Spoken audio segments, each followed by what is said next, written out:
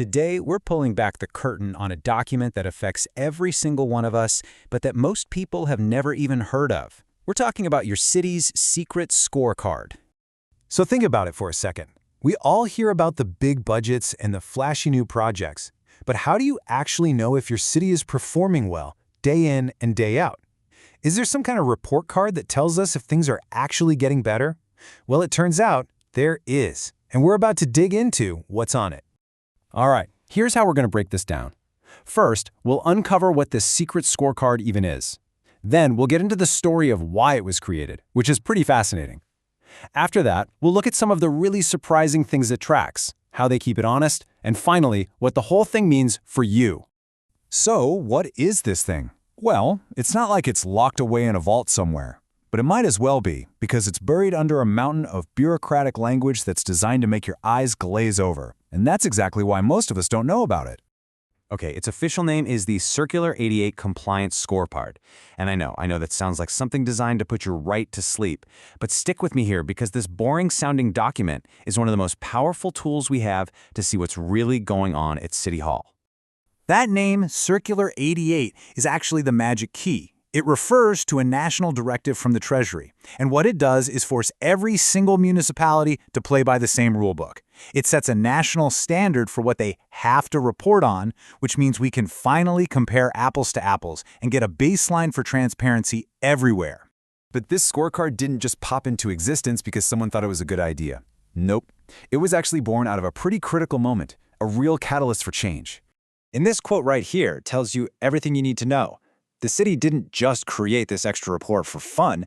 It was a direct response to the Auditor General, the country's top financial watchdog, who found some serious problems in the city's 2021/2022 annual report. Basically, the message was clear: get your house in order. So you can see this perfect chain of events. The Auditor General sounds the alarm. That forces the city to take these national metrics way more seriously, calling them strategic, and that leads directly to this scorecard being created and woven right into the city's master plan. It is accountability in action. Okay, now we get to the really good stuff. What exactly is the city measuring with this thing? This is where we get a raw, unfiltered look inside the engine room. And you'd probably expect to see the usual suspects, things like road repairs or how often the trash gets collected. But this scorecard goes so much deeper. It gets into the very operational and even the social health of the city. You can see it's broken down into these big priority areas. We're talking about everything from economic growth to public safety, and even the stability of the city's own workforce. Let's zoom in on a few numbers that are pretty eye-opening. So, look at this, over 210,000 sick days. Now, you might think, why on earth would they track that? Well, this number is a massive indicator of workforce health and morale. If it suddenly spikes, it's a warning sign that there's a big problem brewing long before services start to fail. Or how about this one? 702. That's the number of lawsuits filed against the city.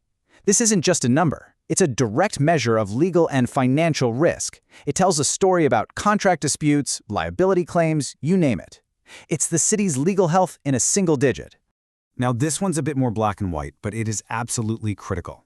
956 firefighters. This is literally the city's front line in an emergency. If you see this number start to dip, that is a huge red flag for public safety. And then there's a number like this, which gets to the real heart of a city's responsibility. Over 4,300 people who lost their homes and needed help from the city. This isn't about budgets, it's about compassion. It shows you the city's capacity to step up when a crisis hits. So, we have all this data, but let's be real for a second. How do we know it's reliable?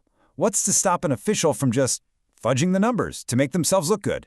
Well, that's where the rules of the game come in. Exactly. A scorecard without rules is just a piece of paper. But this one has teeth. It was designed with very specific protections in place to stop people from gaming the system. And here's why you can trust it. You can't just wake up one morning and decide, hey, that target is too hard, let's just change it. No way. Any little tweak has to go through a formal legislative process. It has to get signed off by the executive mayor and the entire city council. That keeps the goalpost from moving every time the game gets tough. Okay, so we've waded through the jargon, we've looked at the numbers, but let's bring it all home. So what? Why does a document like this really matter to you and me? Because this isn't just about ticking boxes for some government department.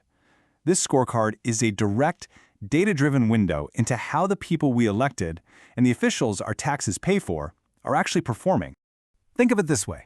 We have the traditional tools for keeping tabs on the city, right? Those super long annual reports, or maybe a public meeting.